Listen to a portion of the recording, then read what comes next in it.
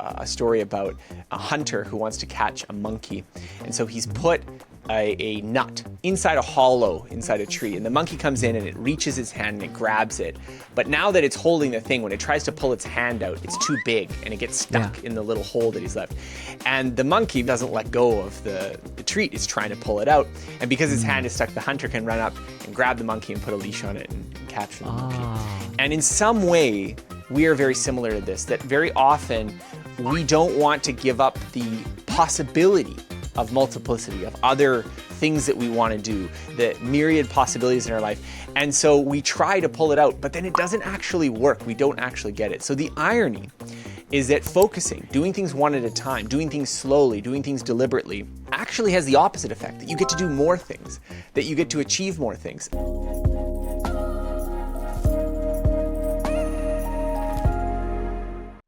你有没有想过，那一些很高产的人，他们到底是天生的天才，还是说他们有一套我们可以学会的方法？那今天这一集很特别，我再次邀请到了学习之神 Scott Young。那这次他不只是聊他自己，而且要从他的角度带我们认识一下他的另外一位好朋友，也是我非常崇拜的作者 Cal Newport。那还有他们联手打造了一堂专注力的线上课程。我今天就邀请到 Scott 回来。那接下来的节目我们都会用英文来对谈，所以如果你想要听的是有中文字幕版本的，请到 YouTube 去观看。Okay, welcome Scott. This is your second time on our show and we are very honored to have you here. Please say hello to our audience. Well, hello everyone. I'm very honored to be here. Thank you for having me. Yeah, and I think this is a very special occasion because I know you and Carl, you know each other for a very long time and you put together something on focus. So today I'm going to talk about like focus. But yes. I know you've been working for a very long time and you have created like courses and content before. Can you tell us how you met Carl and how do you team up like all this? Yeah, so I mean, I met Cal, we were just saying before we hit record that I've known him for 20 years now. And we first met when I was a student and he had written a book on, I don't know whether How to Become a Straight A Student had just been published or whether it was just How to Win at College, but like one of his, either his first or his second book had come out. Yes. And maybe it was How to Become a Straight A Student. And I was also writing about studying for students. And I also had a blog and Cal was just starting his blog. And we were both, you know, trying to figure this out. And this was at sort of at the beginning of our career. So I don't know how much the listeners here know about him. But he started out giving student advice. And then he transitioned into doing nonfiction publishing with So Good They Can't Ignore You.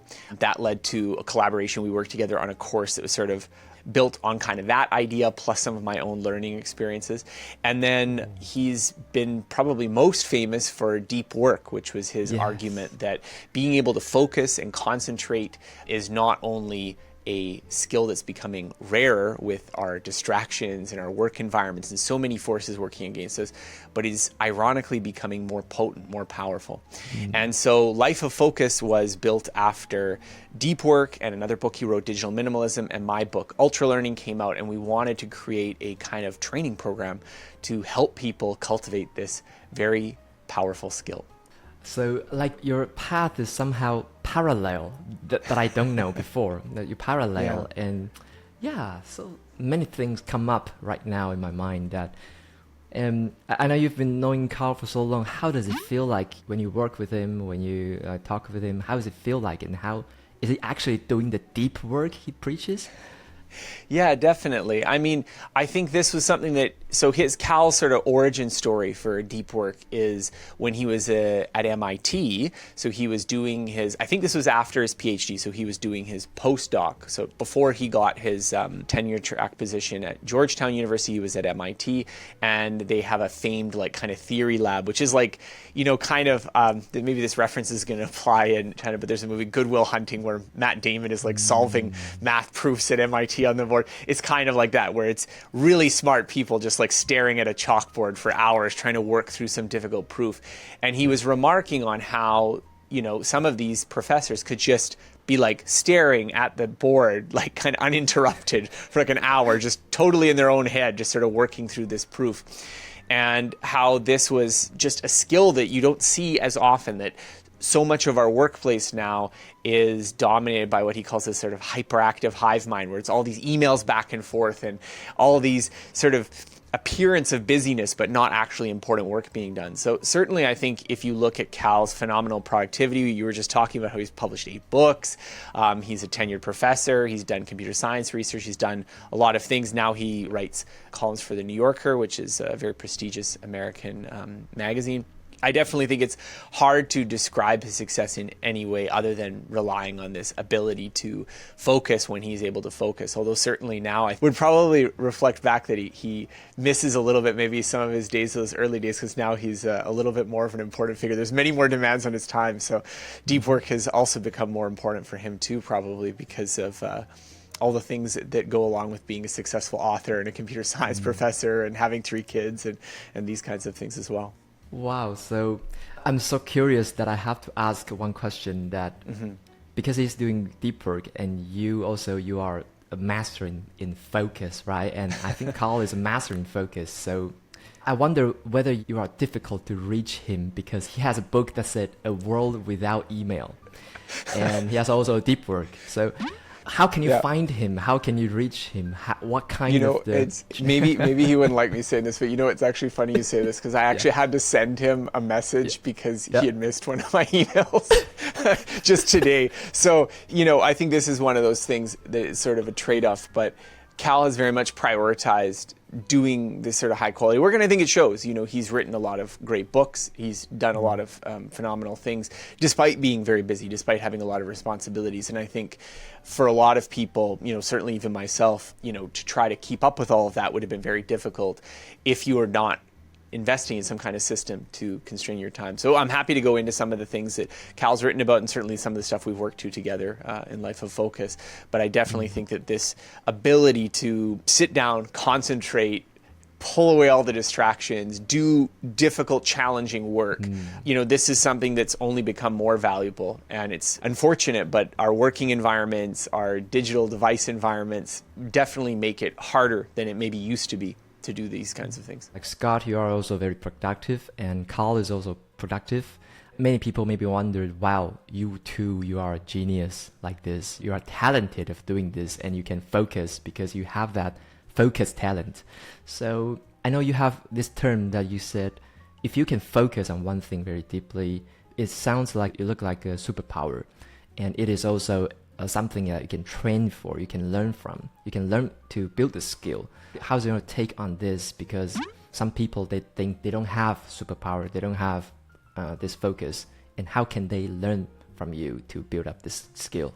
Yeah, well, I definitely agree that people have different tendencies when it comes to focus. And certainly I've talked to a lot of people that say, I've just really struggled with focusing my whole life, or I really struggle with being able to sit down and concentrate. But I think the approach that I take, and this is true of my learning advice, and I think it's certainly true of Cal as well, is to think of focus in 2 ways. So one is not just that it's a trait that you have, but also that it's a skill, that it is something that you have to learn how to do. You have to learn how to pay attention to ignore distractions. And in this way, learning to focus isn't too dissimilar from, let's say, like learning to meditate, for instance, or learning running, or learning any kind of skill where you have to control your attention. The second aspect that I would really emphasize is also that focus is also a byproduct of the environment and systems you create around yourself. So I was just talking about how focusing has gotten harder. So it isn't that people have lost the capacity to focus. What's changed is that our environment puts a lot of distractions much closer to us than there used to be. So, even in Cal Newport's book, he talks about things like social media. Social media was like the new thing when he was writing about it, but now it's almost sort of devastating how much the ability to get little bite-sized packets of interesting information, and that is constantly just at arm's reach, definitely makes it harder to, let's say, read hard books. The amount of books people have been reading, at least in the United States, has declined since phones and social media have come up. Reading long essays, reading a whole newspaper, these are things that used to be very common skills that now seem to almost require discipline. And this is because the environment has changed.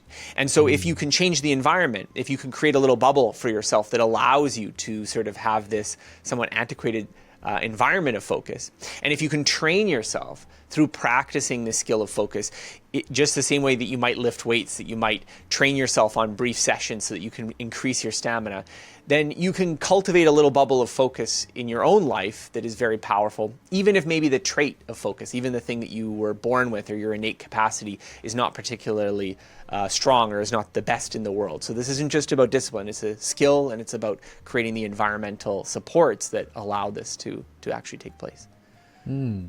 So do you have some like deep work time, or how do you build up the bubble? How is the bubble look like to you? Can you give us an example of your daily life?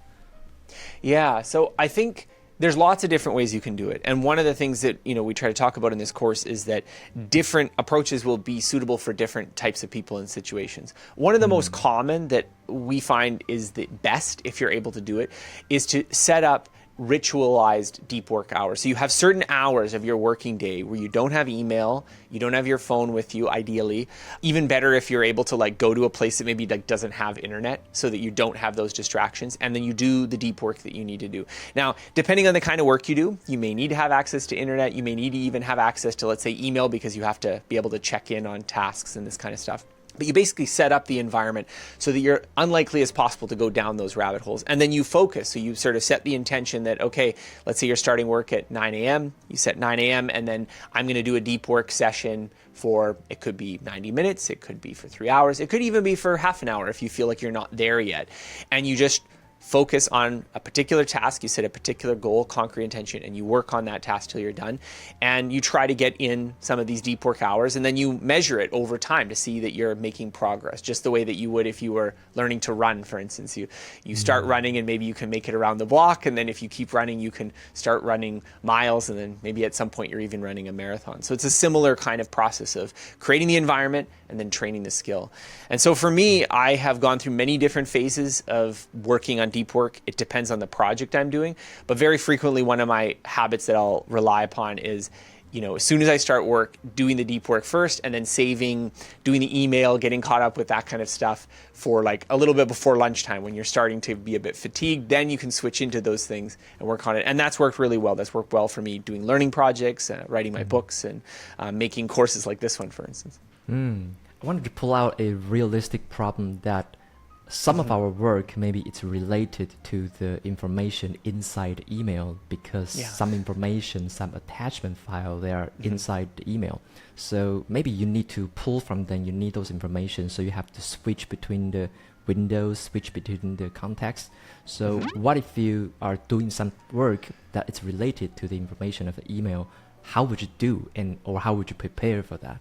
Yeah, well, as a definitional matter, there's nothing wrong with, in order to move forward with this particular task, I have to check an email, or I have to check a website, or I have to, make a phone call to someone. That's not violation of this principle. But the danger is that once you start doing that, then you're going to go down some rabbit hole where now you're answering a bunch of unrelated emails and this kind of thing. Yeah. So in practice, I found two ways that people can do. So one is sometimes just simply setting the intention is sufficient. So if you don't find the deep work extremely challenging, so if you're able to persist in it, then sometimes just saying, okay, I'm doing my deep work, and as long as the thing I'm checking directly is necessary for me to do my task right now, then I just go and I do it, and then I come back to my task. And I don't break that intention. For other people, they need stronger safeguards. So if you are someone who, you procrastinate a lot, or you have a lot of difficulty staying focused, or you very easily find yourself getting distracted, then it can be the case that you might want to set up different tools. So some of those things can be, let's say, having a separate mailbox for the kind of work that you have to access. So you're only accessing that one mailbox. There's also lots of applications that you can put on your browser, for instance, that will only allow you to access certain types of websites. Yeah. I think, me listing those particular tools is maybe not so helpful here, but one that I used a lot in the past was one called Leech Block, where you could set particular kind of limits. So basically, when I was trying to do deep work, I would still have access to the internet so I could do research, but I wouldn't have access to social media, which might be a distraction in that particular moment, or I wouldn't have access to some of the things that I do just for fun. You can kind of separate them off. Now, admittedly, it is harder if, let's say you're a YouTuber, let's say you are, social media is part of your job. Then in those cases, sometimes it can make sense to have different phases. So for me, for instance, I usually like to start the day with whatever deep work I had. So if it's I need to write some essay, I will set aside, okay, write that essay, work on that, try to do as much as I can without checking an email, and then open the email and do it. Whereas the opposite tends to be the more common routine, is that you do email and correspondence first to kind of figure out, okay, what tasks need doing. But this ends up being that you get sucked into doing lots of little things, and then maybe it's quite late in the day when you're tired, and that's when you have to actually do the important work. So the real truth of it is there's lots of different routines, and the way that we've found works best for people is not to suggest a one-size-fits-all, like everyone needs to do this, but rather to investigate in your work what is the actual sort of deep work that you have to do, what are the shallow work tasks, come up with some kind of plan, and then track it. And that's a big part of it, is tracking those deep work hours, because that lets you see whether different habits are actually working out for you, because you can look at your tally at the end of the week and be like, oh wow, I got 20 hours of deep work this week, or oh no, I actually only got 4 hours of deep work. What was I doing? I felt really busy. This is the example of why having this kind of flexible approach of trying different things and working through these obstacles, you can end up creating systems that work better for you. Wow, I think such a nice advice that you need to track some of it and visualize how you can see your result and how you can see your progress. I think some people might have this question that, like for you, like Scott, you can focus on something right now, but when you are a kid, you grow up, have you ever struggled with the focus problem? And if you have, then how do you overcome it? Well, so one way I've often expressed this before is that focus and motivation are tightly linked. So something I've heard from people, particularly people who sort of say that they have, let's say, ADHD or this kind of thing, is that, well, I don't have a problem focusing on things I'm really motivated to do. It's the boring stuff. It's the studying. It's this boring task that I have a hard time focusing on. But I would say that that's more universal than people realize, that in general, what it means to focus on something is to sustain motivation on doing the same thing and not switch. And so one of the things I would say, first of all, when it comes to focus, is that a lot of it is, how do you create the motivational sort of wraparound environment? And it's often really subtle things that throw us off here. So one example I could give is, if you don't have confidence in what you're doing, so if you have, to use the psychologist Albert Bandura's term, low self-efficacy. So if you feel like, oh, I'm not going to be able to succeed with this particular task, I don't know how to do it, then your motivation is going to be lower and you're going to find it much harder to focus. So when I think to myself, because you asked for a personal example of times when I've had times that have been very easy focusing, even on things that maybe to other people they would have had a hard time focusing. I know we talked about doing some of my learning challenges before, but certainly doing like MIT classes, I often found it not that hard to stay focused on those classes, but I imagine a lot of people maybe would have struggled with them. But then similarly, I've had times where it's been very difficult to focus, and having the framework, the tools that we're talking about have been really important. So when I was working on my second book, for instance, I encountered a lot of problems with the writing and the research, and it was often slow going. It often felt like a grind. It often was the kind of thing where, like, you work on it for 10 minutes and you're staring at a blank page and I want to pull off and do something else. So it's definitely not the case that it's always easy for me. How do you create those systems? So when I was doing it, I really used these tools. Like when it was hard, that was when I had to track the deep work hours. That's when I had to make sure that I started each day with one of these sessions. That's when I had to make sure that, okay, what are the motivational things that surround this task that are making it harder for me? For instance, sometimes you get stuck with a task because you don't have a lot of clarity. You're not even really sure what you're trying to work on. And so because you're not sure, I don't really know what to do right now, let's go check email, because there's this ambiguity. It creates this tension. So if you are struggling with focus, if you are having those difficulties, that's when you really need the tools. It's kind of ironic, but the times when focus really comes easily, that's when you don't really need this stuff as much. If you don't have problems playing a video game and you just play it all day and then you don't really need to have deep work hours and this kind of stuff. It's when these things are hard. And I know that, I can't speak for Cal. I don't know exactly how his brain works, but I know from the lessons he's written and the things that we've shared in conversations that he feels the same way. And one of the reasons I can say this is that one of the lessons that we have in this course is a lesson he calls Inspiration is for Amateurs. It's a very popular lesson when we first did this course in English.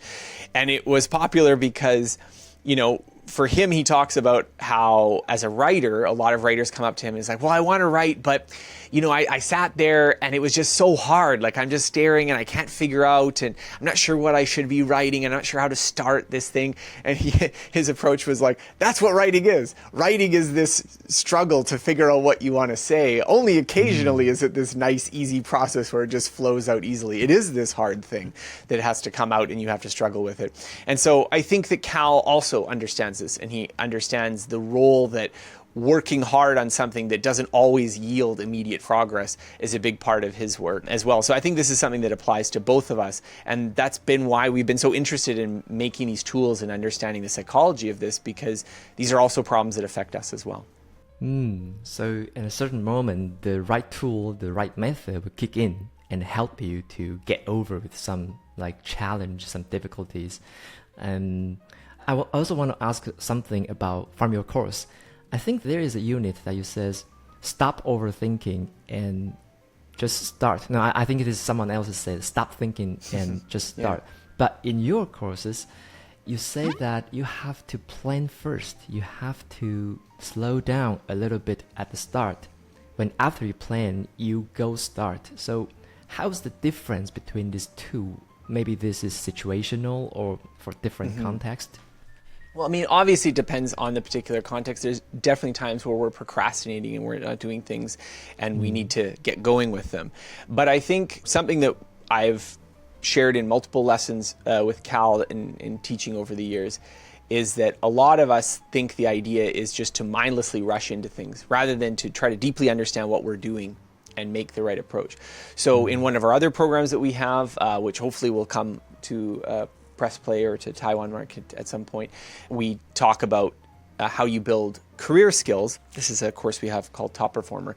And this idea came from there, where giving people advice on how do you plot your next career move. And it's very tempting to just sort of rush into some project. Like, okay, what's the first idea I think of? Like, oh, I should learn AI, or I should learn programming, or I should switch and learn this particular skill. And one of the things that we found working with students is that you get much better results if you don't do that first and you start doing your research. You start figuring out, well, how does this career actually work? How do the people who succeed in it make their forward progress? What is the moves that I need to make to move forward? And then when you take action, it's much more precise and it's much more effective. And on a micro scale, so in the level of individual tasks, it often works this way as well. So I can speak from personal experience, but maybe as a writer, I don't know how general this is, but if you've ever had difficulty writing an essay before, you often find that it's much easier if you first start by making an outline. And you figure out, what's all the things I know? What are all the things? Don't write, just start making the outline first. And this is an example of that very often our resistance to doing deep work, to doing hard work, is because we haven't created a tractable plan to actually work through it. And so that's one of the things that we try to talk about in this kind of program, is that having those clear goals, having that clear intention of what you're trying to do. And if you're not clear on what it is, first figuring that out, that can be a way to dissolve some of those barriers to focus. So even just asking yourself the question on some particularly difficult task that you're really sort of loathing doing, or you're not sure that you want to do, what is the exact next step I have to do, is often a very productive question to think about. Because often when you're thinking about some big task, like, oh, I need to get a better job, right? But maybe that's not the next step. The next step maybe is to go on to a job posting board and look at what are being offered right now. That's actually the next step, and that's doable, and you can make progress with that. So it's these little psychological things that matter. And I think sometimes that rushing forward, again, it can make sense in some particular instances, but very often it just sort of replaces one form of procrastination with another, where now all of a sudden you're feeling bad because you're not taking action immediately, when what you really need to do is break down this sort of obstacle that's in front of you into smaller parts. I see.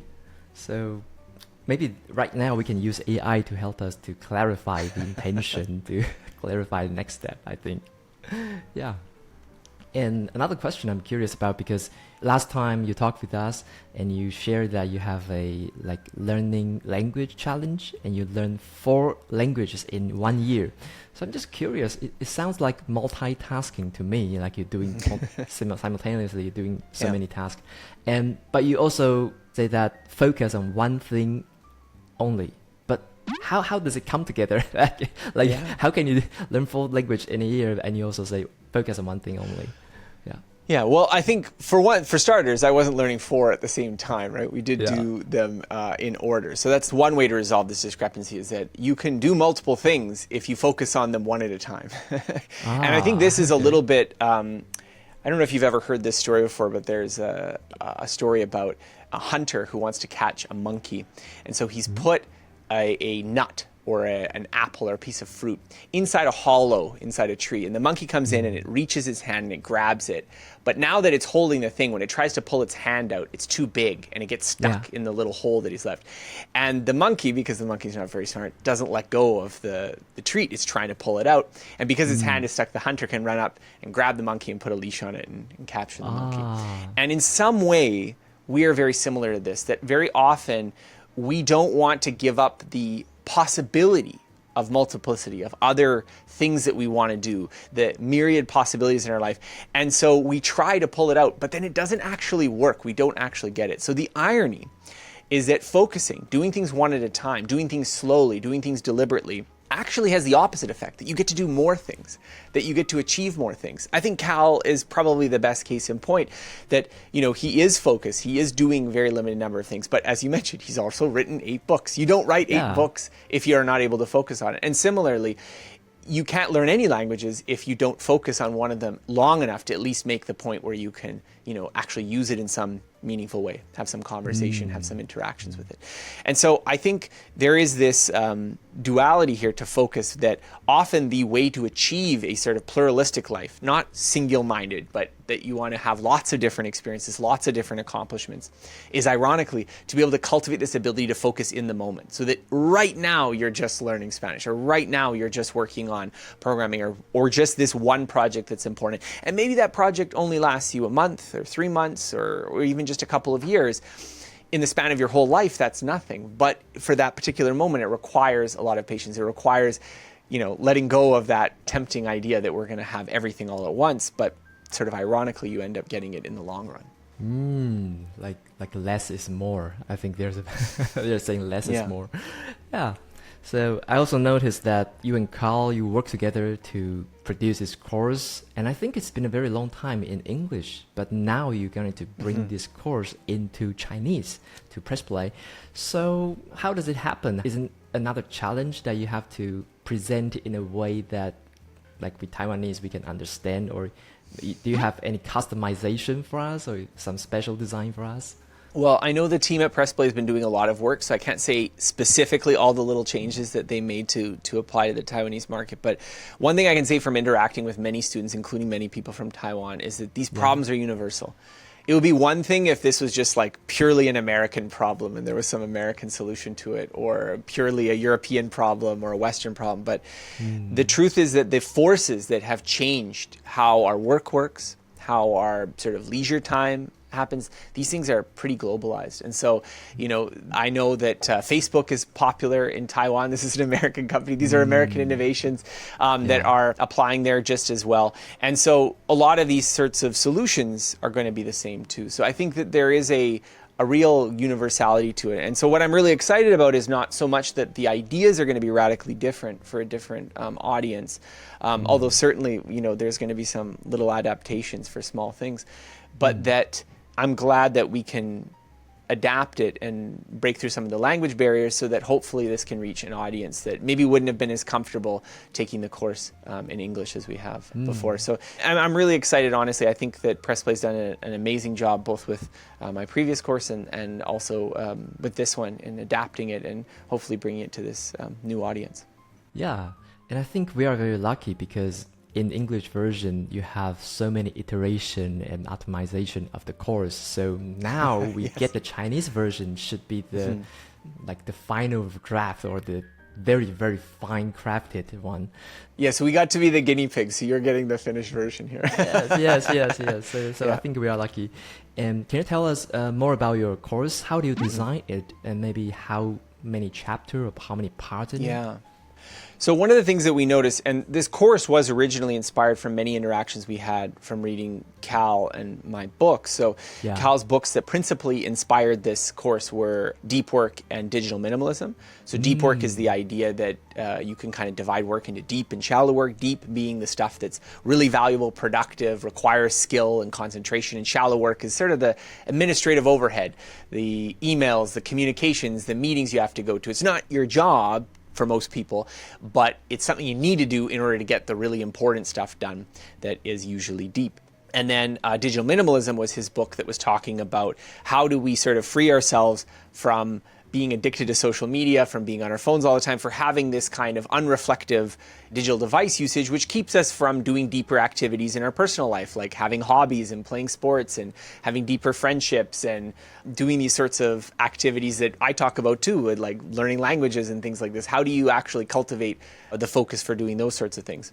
And then finally, we also incorporated some of the ideas from ultra learning, which was this idea of how do you combine some of these capacities for focus into doing a project to learn or make something new. So we divided the course into these 3 modules that were built from the 3 books. But the aim of the course was not just to sort of reiterate what was said in these books, but to provide a structured program for actually implementing this. Because it's very easy to read the book and then be like, oh yeah, that sounds great, I should do that, but then not actually have it make a change to your behavior, not actually build the skill that we were talking about before. Yeah. And so to do that, we have students work through 3 very structured challenges. They're each a month long. So the first month is focused work, where the aim is to track your deep work hours.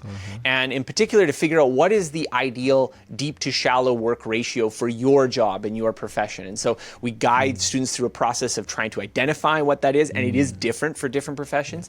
And then we figure out exactly how you should be making your routine, what sorts of people you should be talking to negotiate this space for doing it. Because obviously, if you work in an office environment, if you work with other people, it's not just up to you. It depends on what your boss expects, what your colleagues expect. Negotiating those boundaries so you can get really productive deep work done is a very important process. And then we track it over the month. And hopefully that will set up a habit of tracking it over the long term so you can see how different changes in your routines and behaviors affect how much deep work you're doing.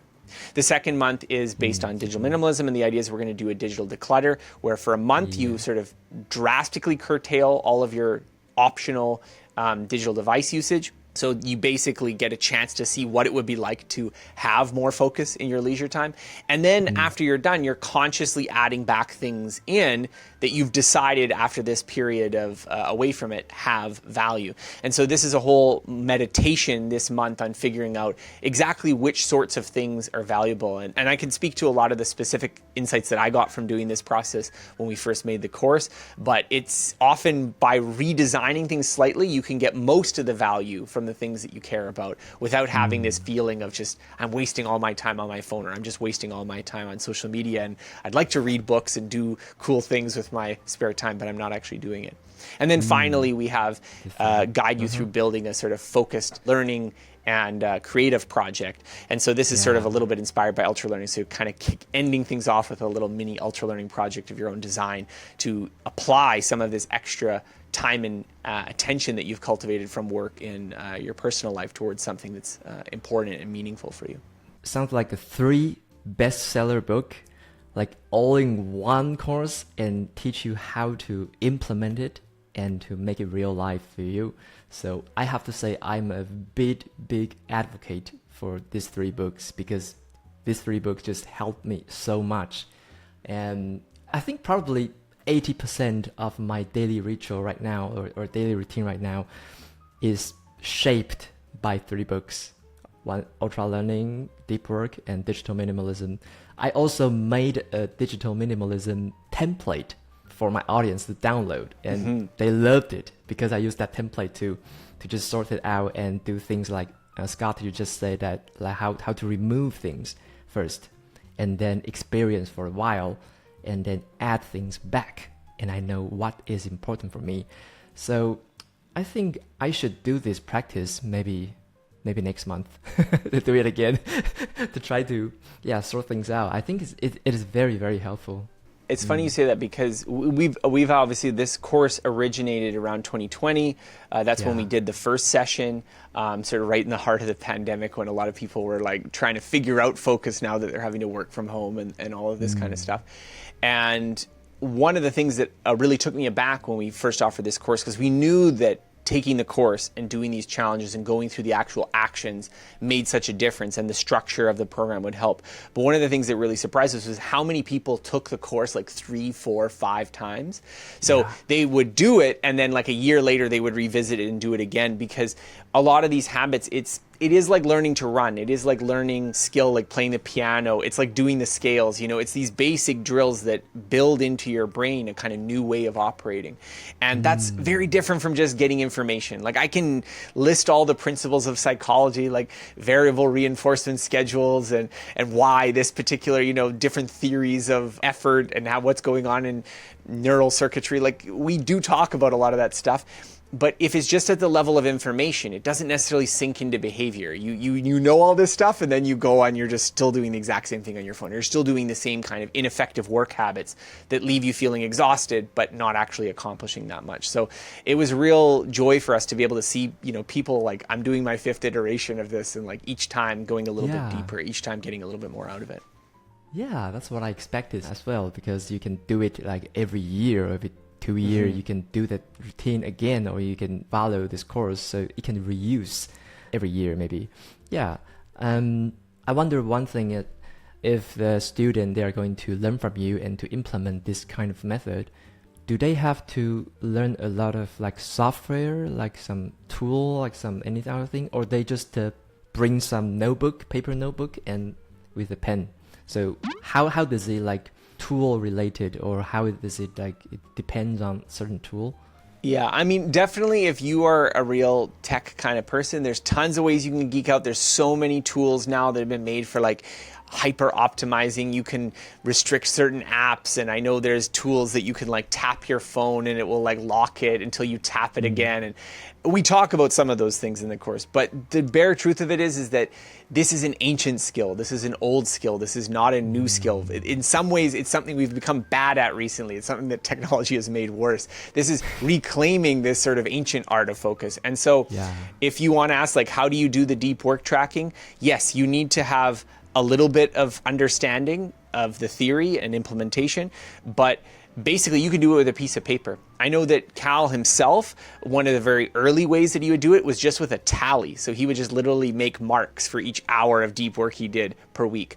The method that I advocate in the course, I call the stopwatch method, where you basically just, you set an intention. So it's like, okay, it's 9:03 a.m. I'm going to start my deep work session. You write 9:03, and then you just put a little dash, and then you wait until you either conclude the session or, you know, get distracted, you get interrupted, you start working on something else for more than a few minutes, then you mark the end time.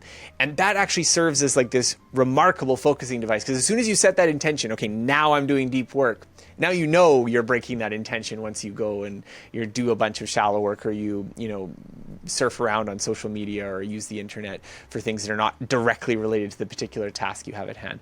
So these are all very simple tools. I mean, you can do them with a piece of paper and a pen, and with the stopwatch, then also a clock. but that's about it. That's a level of technology that is necessary to do this kind of course. And so I think technology is great. And I think that it not only creates problems, but it also creates solutions. So we can talk about both of those. But at the same time, the fundamental skill and the fundamental changes that you're making, they're not dependent on having any tech savvy at all. Okay, we see. I noticed that you mentioned that in these 3 stages, you have to spend like 1 month for each stage. And maybe for some students, they think, wow, it took so long. It took like forever. Can I get it faster? Can I get it faster, learning faster? So how's your student feedback of this timeline? Or do you have any other suggestion about this timeline?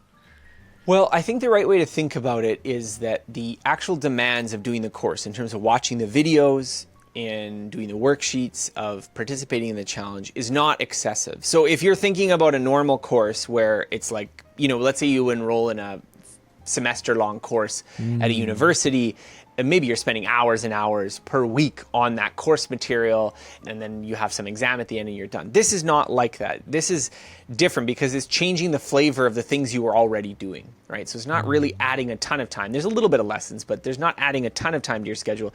It's mostly changing what you're doing.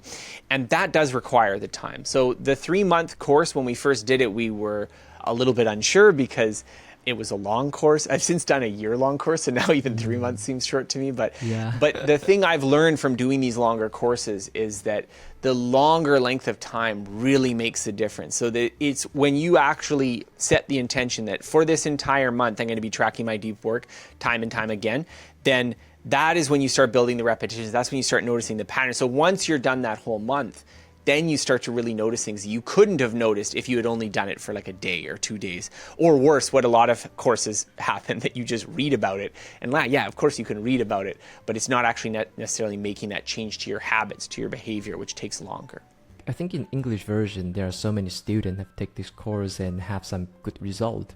Could you share some of the results that you hear from them, maybe their feedback and how this is going to change their life?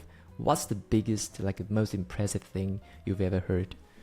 Well, I mean, I would say that the main 2 categories of results the students get. One of them is increasing the amount of deep work they get. And this is something that I think is kind of impressive to me because most of the people who came to this English course had already read Cal's books. They're already very familiar with this concept. So they kind of know a lot of it. Like very few people were coming into this that they've never heard of this idea of deep work before. So they already are kind of sold on this idea. They've already been trying it. But actually going through the course allowed them to make the changes that actually make it happen. They're increasing their amount of deep work. That leads to things like getting your job done with less stress. You can be more productive. It can also lead to promotions, to moving ahead in your career.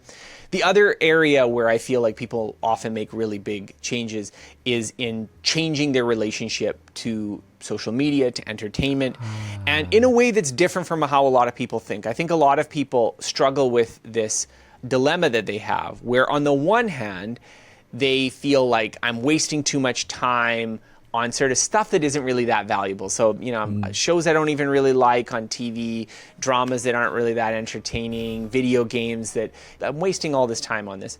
But then they also feel like, but there is some value. I still have, I do that thing with my friends, and I don't want to totally give that up.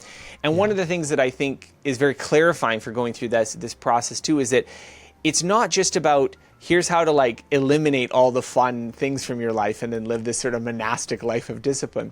But it's about being very choosy and selective so that the things that remain really are very valuable. And I do think this has been the experience for me is that actually you can probably get 90% of what you value out of these things without having the same kind of compulsive, you feel bad about it kind of behavior that's associated with it. It's not this hard choice. It's just about designing a system to get you what you want without getting sucked in. And so I think those are the 2 main things, but certainly other people have benefited from okay, I finally started this hobby, or I finally started this project, which we cover in the 3rd month. And I've heard some really heartwarming stories about that as well. But yeah, to me, the cases that really keep coming back to me are the people, again, who take the course 3, 4, or 5 times because they keep finding it valuable. Yeah. And what kind of person do you think is the best fit for this course, and what are you going to say to them? Yeah, well, I think the best fit for this course is anyone who feels like they've struggled with focus and that they are busy. They have more stuff they want to do than they feel they have time and energy to do it. And so certainly if you are someone who, I don't know what to do with my time, I have nothing good to do, then maybe you don't need this course. But if you are someone who, you have a lot of work to do and your work stresses you out, or you have a lot of things that you would like to do recreationally, but you can never feel like you have enough time to do them, you never feel like you're able to do them, or alternatively, if there is difficult, challenging things that you've wanted to do, but you haven't felt like you had the sort of inner resources to push yourself to do it. So, you've always wanted to get that designation, but you feel like I'm not capable of actually studying, like it would just be too hard for me, then this is the kind of person that we're trying to target with this course. But at the same time, these are courses that when we make them, when Cal and I made them, we're also in some ways making them for ourselves. When we did the first session, we also did the course too, because it's not like just us teaching static ideas, but it is a practice. It's like meditation. It's like running. You also have to do it. And so